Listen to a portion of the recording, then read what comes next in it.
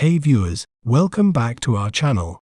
Today, we're delving into a captivating term that holds significance in law, social justice, and everyday life.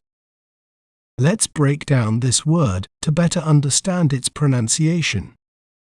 We may pronounce it as advocate, advocate, kate, advocate.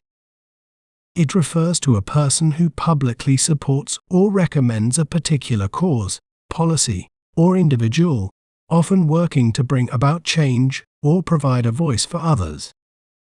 Isn't it fascinating how breaking down a word can make it clearer? If you enjoyed learning about advocate, be sure to subscribe to our channel for more educational content. Thanks for watching. Remember, knowledge is power. See you next time.